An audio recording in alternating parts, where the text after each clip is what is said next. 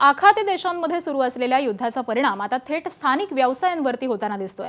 भारतामध्ये कमर्शियल गॅसचा तुटवडा निर्माण झाल्यामुळे हिंगोली शहरामध्ये अनेक ठिकाणी खानावळ आणि हॉटेल्स व्यवसाय अडचणीत सापडलेत।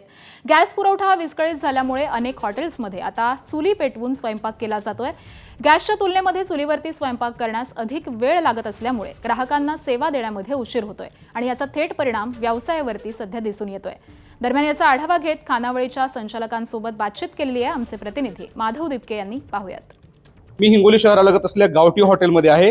या ठिकाणी एरवी जो स्वयंपाक आहे तो स्वयंपाक गॅसवर बनवला जायचा, परंतु आता या ठिकाणी 3 ते 4 चुली पेटलेल्या आहेत आणि त्या चुलीवर मटण असो, चिकन असो, त्याचबरोबर अंडे असो हे शिजवण्याचं काम या चुलीवर केलं जातं। आता ग्रेव्ही बनवण्याचं काम या ठिकाणी सुरू आहे।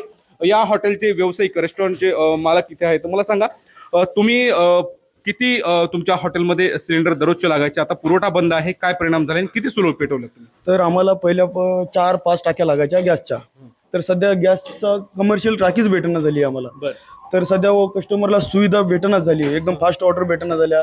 नंतर भरपूर अशा कामगाराला अडचणी यायला लागली, कस्टमरची ओरड होतीये, परतच्याला खूप काही अडचणी चालू आहेत। मग आता तुम्हाला लाकूड किती लागते एका दिवसामध्ये ह्या संपूर्ण याला, आणि त्याला किती पैसे चालले?